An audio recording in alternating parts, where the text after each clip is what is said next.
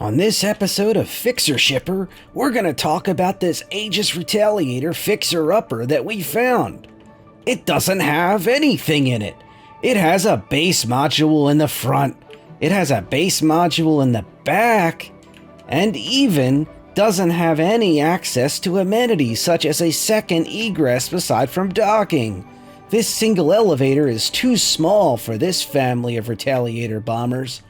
So let's get moving. I'm cutting the intro short because there's a bug where if you put the torpedo module in, then take it out, then put it back in, you can't get the torpedoes and the racking to fit the torpedoes back in.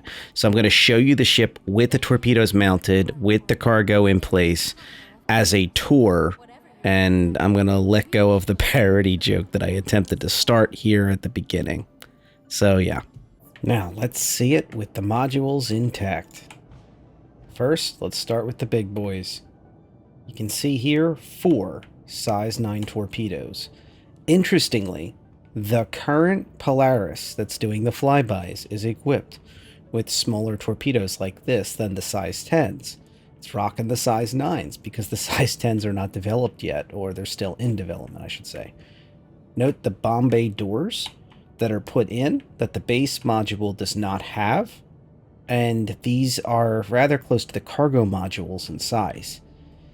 And you'll also see those spindles that were on the base module that are now on their own connections. So the spindles are actually placed into place, and you can see what they were doing is they fire 2, and then they rotate the spindle to fire the other 2 on the front unit. Now, in the back unit, there's only usually 2 torpedoes on the torpedo bomber version of the Retaliator, the traditional Retaliator, let's call it. Instead, here is a cargo module. And this cargo module actually has a, when it's not phasing through the floor, actually has a elevator system. So let's give that a shot. Now, first thing you're going to notice is that there's an awful lot of stuff in the way of the rear elevator mechanism. So on the sides, you've got these landing gears. On the back, you've got this turret.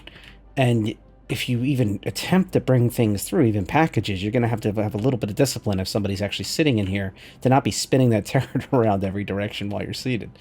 But forward, you've got a nice little run. And that also would go for, note these are torpedo doors, but just imagine that they are cargo doors right now. They would also allow you to run through the center and then go straight in. I would argue the front has a little more accessibility because you don't have these rear landing gears. On the front, the 4 landing gears sit extremely forward and they're narrow, whereas the rear, they're very chunky landing gears that kind of surround this. However, this is just me being me, thinking out of the box here. Even the ramps are kind of in an awkward spot. Really, these little ramp down pieces should be on the front. But me thinking outside the box a little bit here, I like this additional protection. It gives you a tiny bit of cover if, say, you were unloading and getting shot at from a distance or something like that.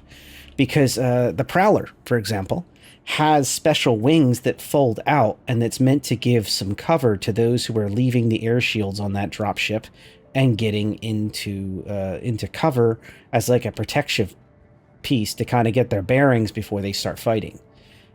These kind of remind me a little bit of that. Are they perfect? And is this a little bit of me thinking kind of silly? Sure. But you could crouch down and you could get a couple pop shots out before people realize what's going on, maybe.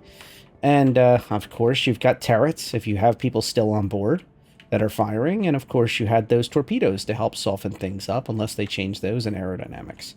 Now, you'll note that once you add the elevator, the module has a open and closing system. So what I really like about these modules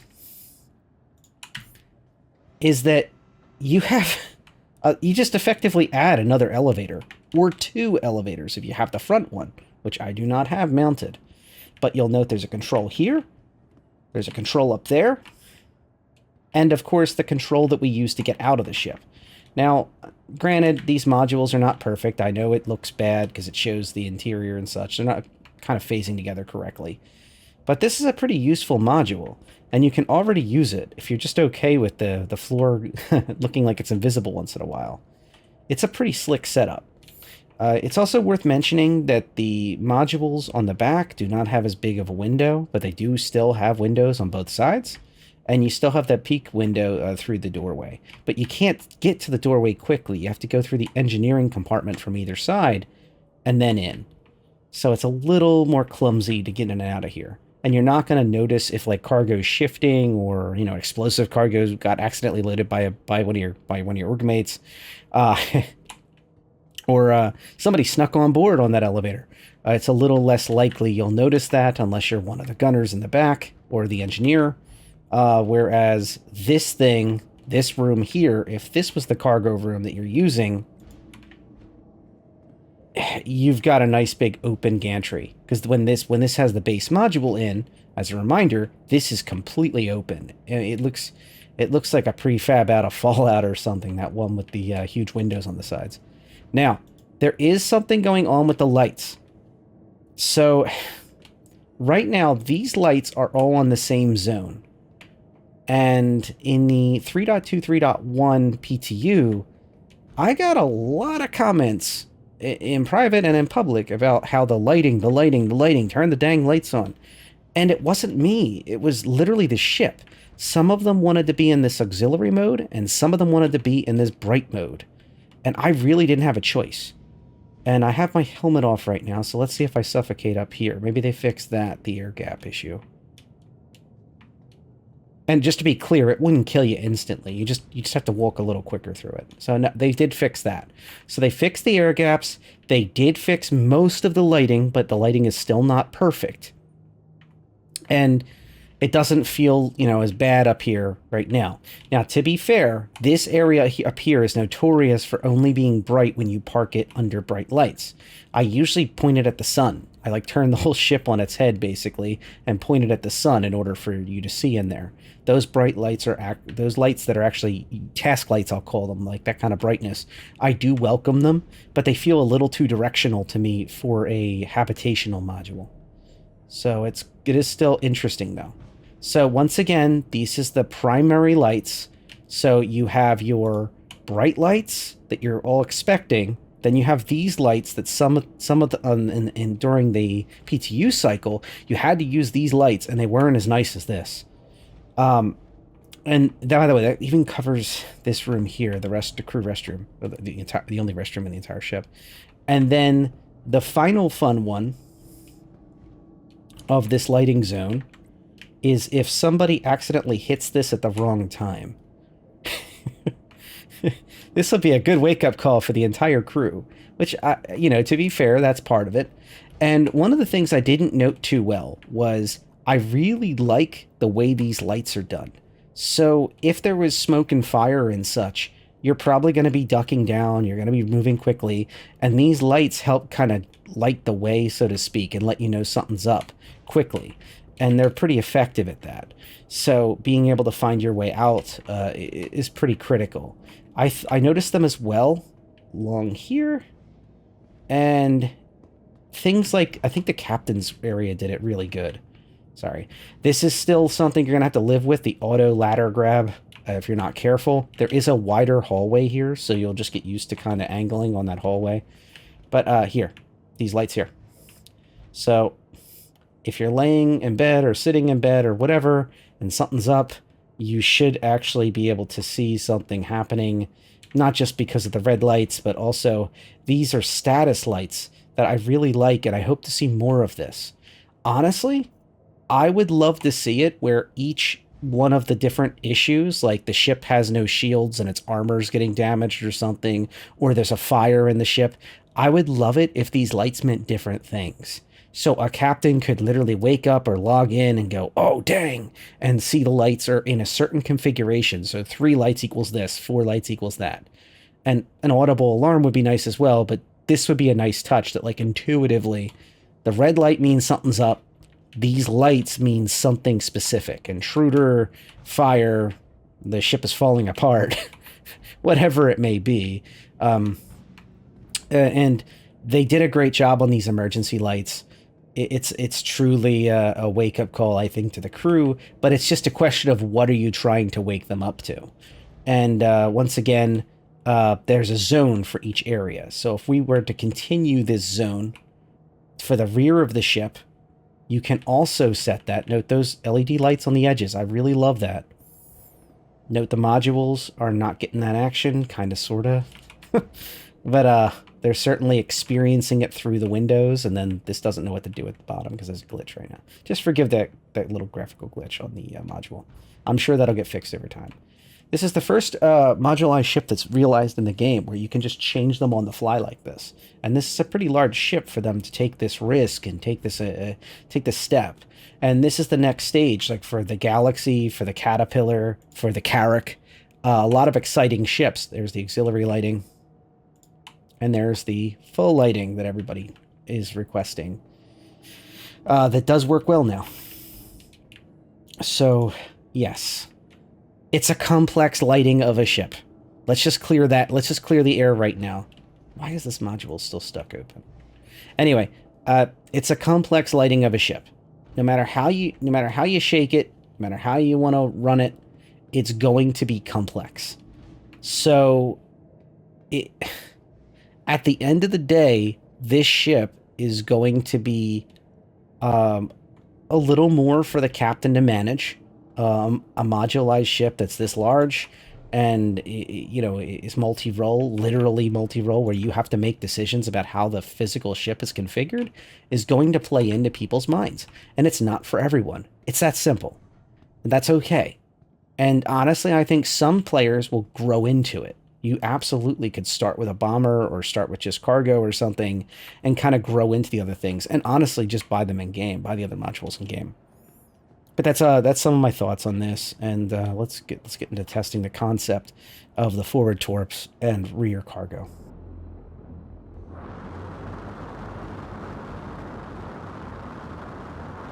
Landing gear rejected.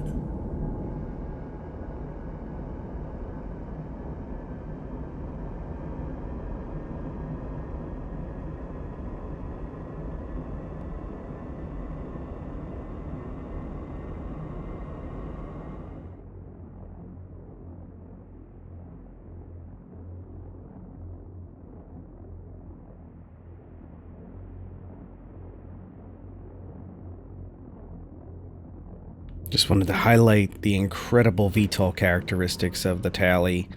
Really shine well with this pass. Once you go into the landing gear mode, you immediately have those auxiliary thrusters kicking downwards. And when you combine that with your thrusters boost system, you can quickly go down and then kind of boost back up slightly. And it really, really works effectively. Now, I did want to also highlight that there are some issues with the system. So the ship's process in general of moving from space to ground is kind of hampered by the fact the ship is like this long, narrow system. And there's no like quick access from the cockpit or the captain's quarters directly to the ground side. You have to kind of go to the you have to go to the middle of the ship no matter which way you get off, and it's kind of like through a couple doorways. It feels a lot like the Crusader ships in a weird way. So I found this location with a Platinum Bay, and I decided to test a few more aggressive ground vehicles. It goes without saying that the Pulse fits in this thing. Most of the hover bikes fit, but I was like, are you really going to lug around an entire ship of this class, of this size, just to fit a hover bike?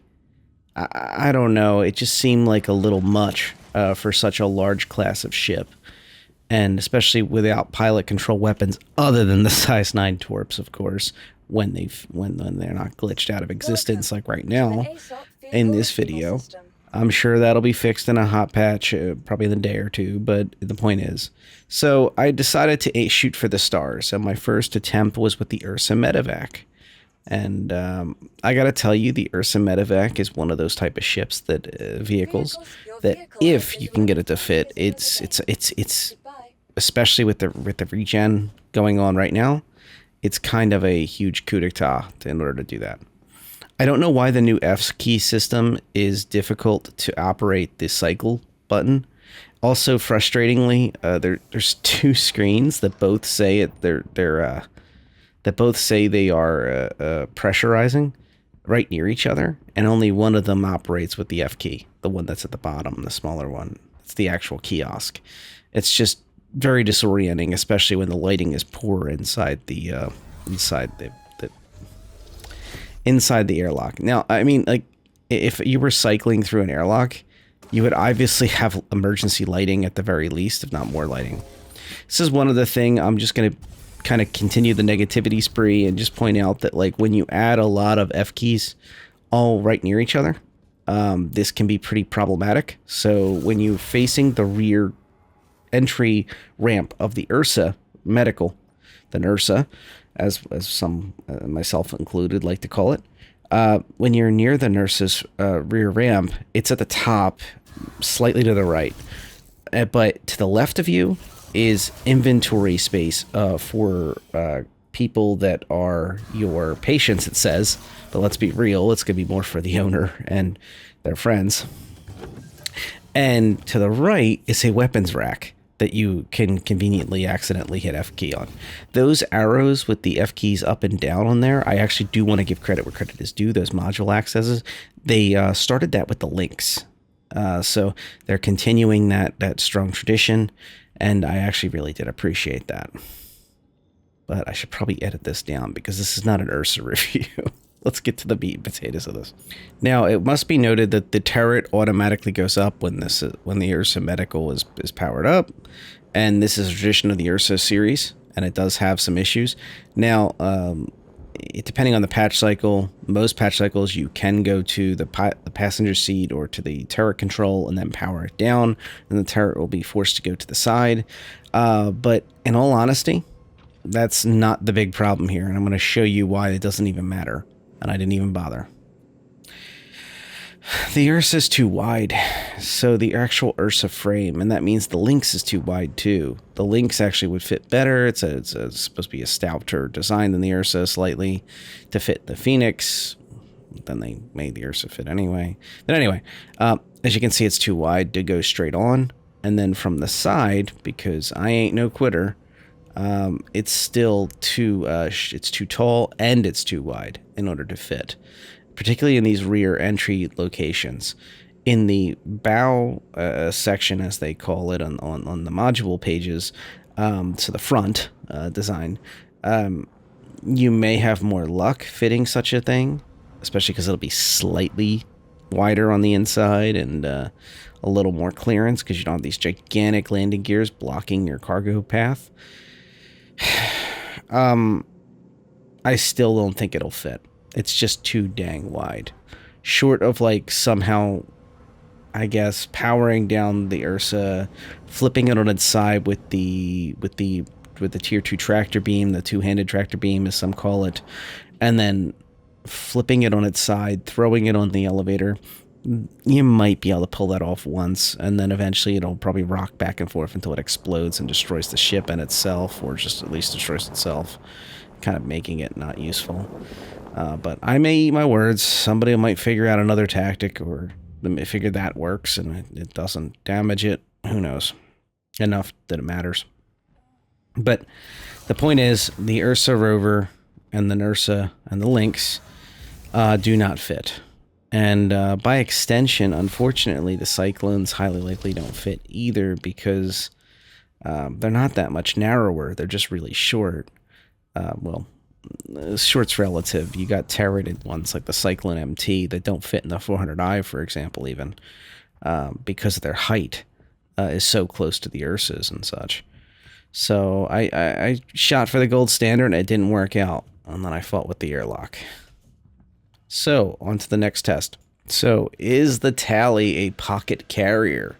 Let's find out. Just recently, we had this fad of Furies being added to everything.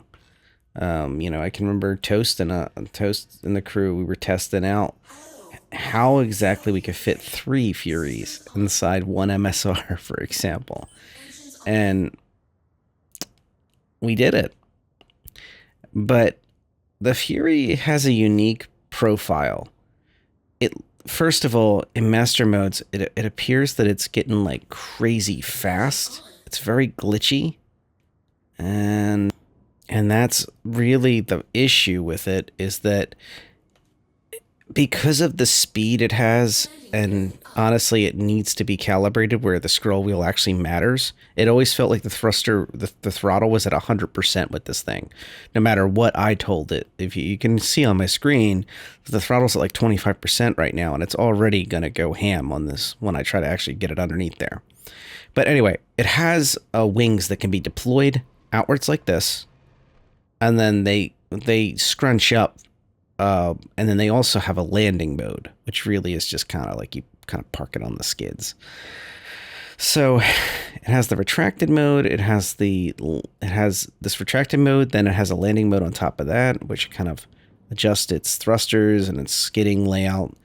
And then it has that wide open mode that makes it shorter a little bit, at least on the sides. So I tried it in both ways when the ping pong ball finally started working for me, right? And I cannot stress how you can see me scroll wheeling to like 5% throttle, 3% throttle, and it just would not work with me at all. It just kept fighting with me. But I did get some success, and I'm going to skip ahead to that. And I should stress that this is like a partial success. So I came to the realization finally that the landing gears are in the way as predicted. So if you are going to try some carrier type operations with a Tali, especially in the rear compartment, what you're going to want to do is pick the ship up off the ground, have it hover slightly in the air, and then open the exterior hatch and basically just jump out. This would be better suited for a multi-crew thing, which the ship is. In fairness, the ship is supposed to be multi-crew.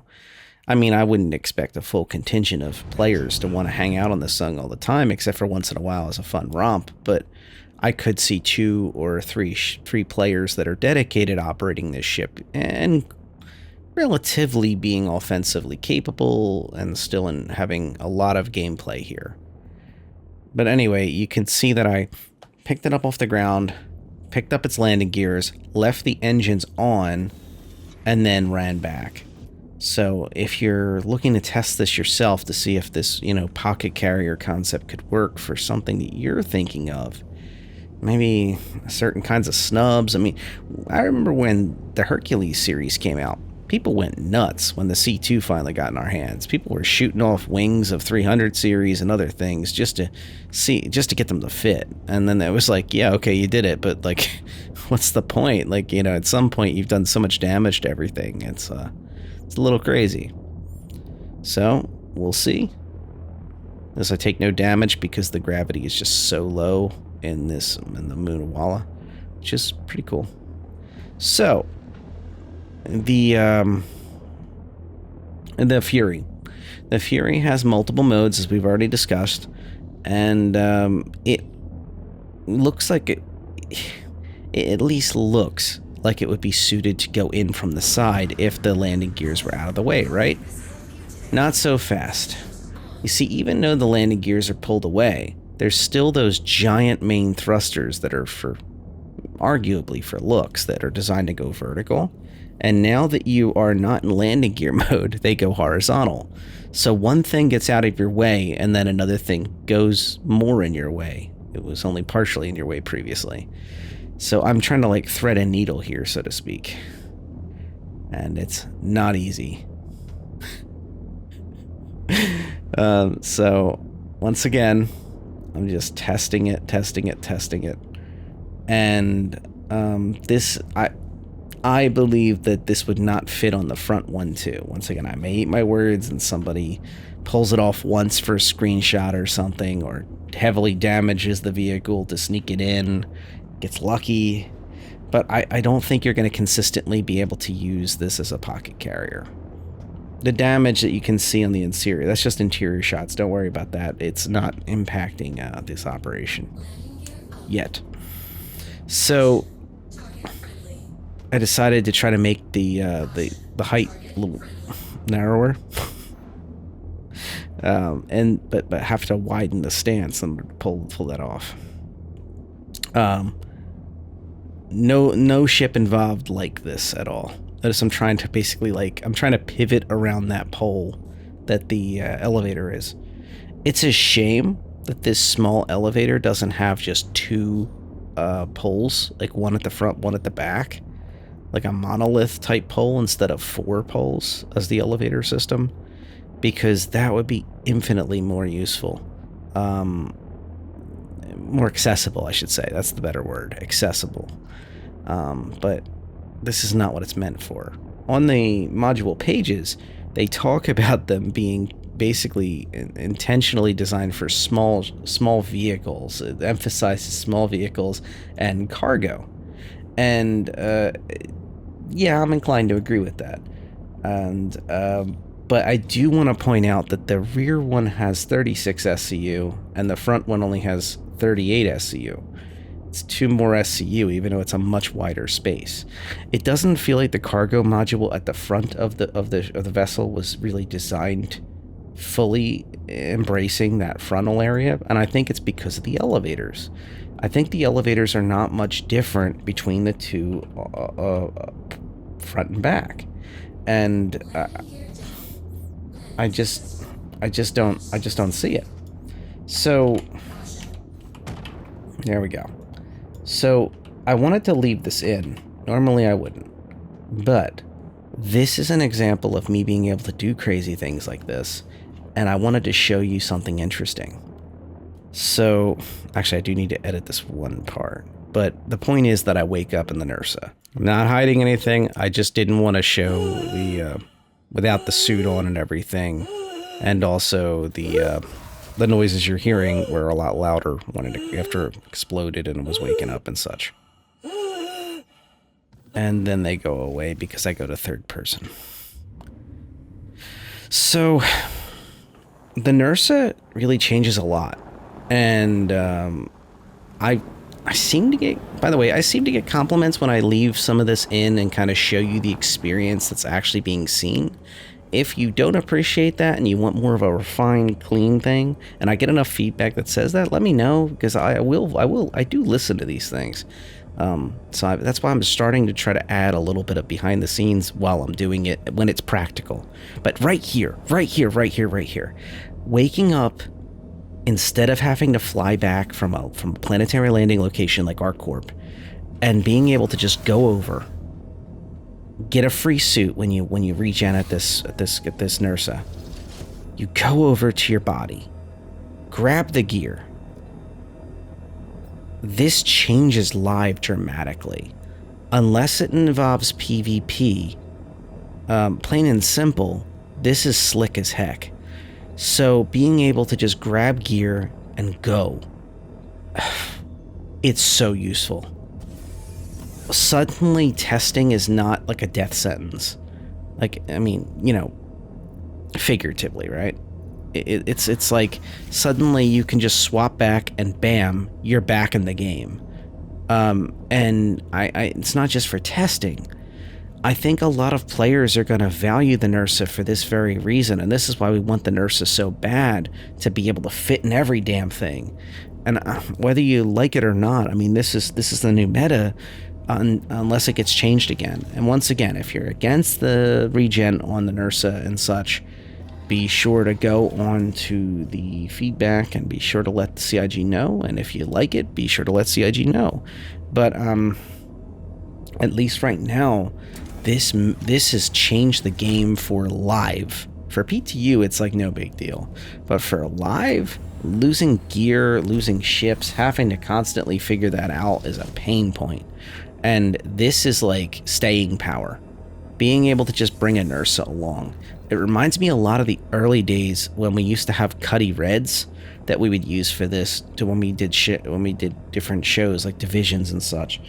And I gotta say, I'm liking it. I'm liking it a lot. And the fact the Retaliator cannot fit a Nursa is a major issue for some players.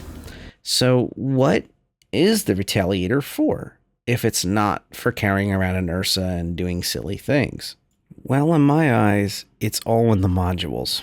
So forget the base modules and trying to finagle things.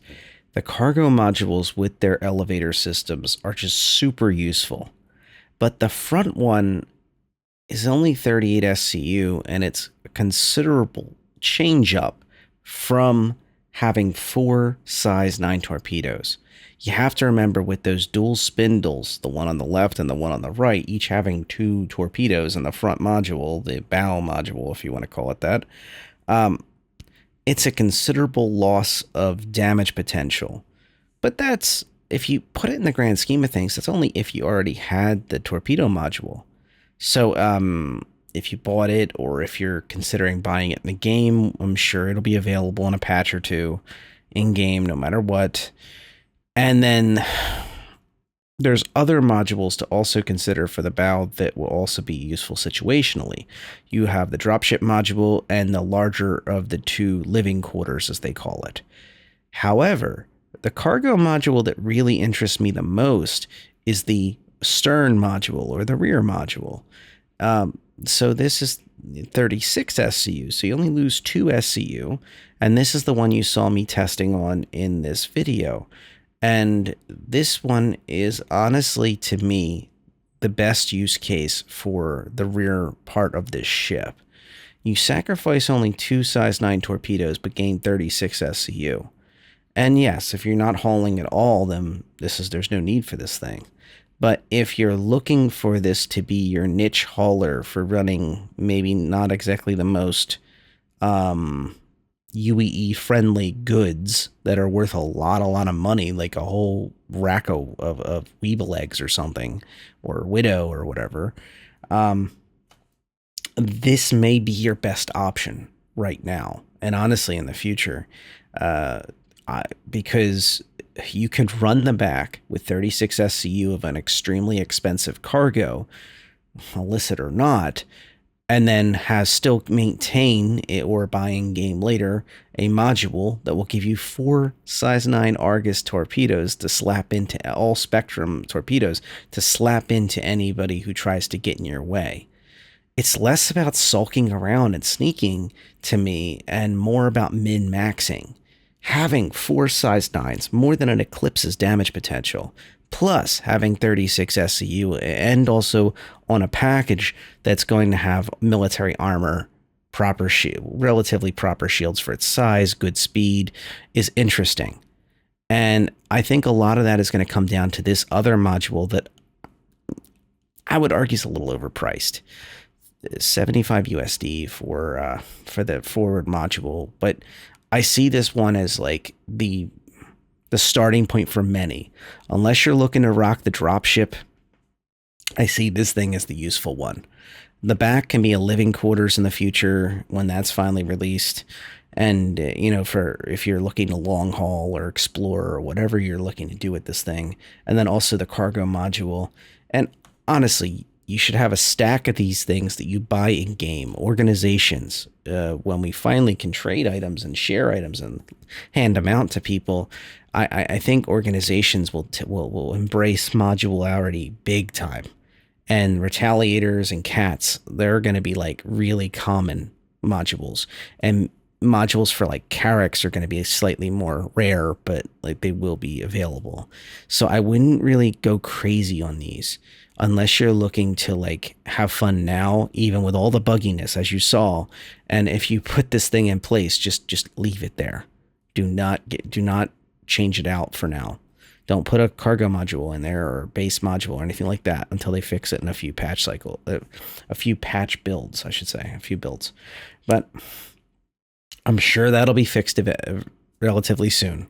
But the point is, for now, just know that this exists. Know that this could be part of your planning. And I want to note, with all these modules, it's only 10-year insurance. It's not LTI. And that includes on the packages, by the way. All of the packages, 10-year LTI, 10-year, not LTI. So 10 years, not bad insurance, but it is worth noting that even like 400 USD credit packages are like 10-year 10-year insurance. That stings a little bit.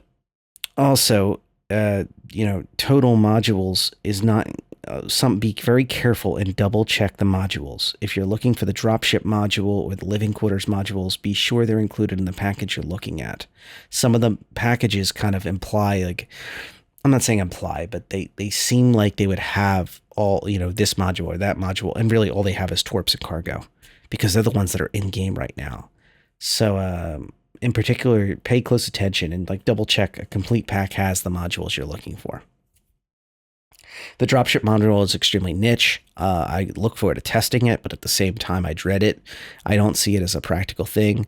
And also this rear torpedo module, the stern one, as it calls itself, to me is extremely wasteful. 2 more size 9s. I could see it being useful for like PvE content. Like you got to pop the Xenothreat, Idris coming into town and stuff, and we need as many damage potentials as possible, and having to go back to reload is a pain, and having 33% more damage potential is great, but for day to day, if you can't kill something with 4 size 9s, you're probably not going to be able to do the job with 6 size 9s. It's probably going to take you down, or you could have ran away from it by then. That's kind of my opinion, and it's fair to be different opinion to me. But I just see that if you're going to try to look at this ship as a multi-role vessel, the rear torpedo module, I think, is the easiest one to easily say, put cargo in there, consider getting a living quarters, down the line. And once again, a lot of this stuff can be bought in game, so you can mix and match to your heart's content once that's in that type of situation, and just enjoy yourself and have a good time. And just modules are never going to cost as much as the ship. At least based on historical data, what we see, the modules are always for sale, cheaper than the ship. And this continues that trend. When you look at these prices of these modules, even though they're a little high for what they are, you can literally look at them and see the base ship is more money than the modules themselves. And when they go as in-game offerings, the credits shouldn't really be that hard to get a hold of for these. All right, that's going to do it for this kind of experimental look at the Retaliator. I hope you saw it with better lighting. There is some improvements, but at the same time, new bugs with the modules. This is the first modularized ship, so I want to commend CIG for having the wherewithal to put it through and really step up and get it through for ILW, and I think it's going to get even better over time. Let me know what you think of the modules, and if you're interested. I know some folks are upset because the way the bomber changed, it kind of really messed with their CCUs. I've seen some writing by CIG and Spectrum. It's kind of like they're looking into it. They're going to get back to everybody and talk about how that's going to go. So I understand that's something, but it's still fluid. And obviously I love my CCU talks, so I gladly talk it through. What are your best options versus melting or whatever it is. I recommend staying put if you're one of those people, just for at least the near future, and just see if CIG starts posting stuff explaining that, and they'll probably put out something. And if you're really worried, you could put out a ticket just to be sure. But don't sweat it. Stay put. I don't melt until that's your only option. All right, don't forget to subscribe if you haven't already. Thank you to my long-term subscribers. Yeah, this was a long one. My goodness. 39 minutes I'm about to hit. Oh, it is what it is. I don't hide nothing.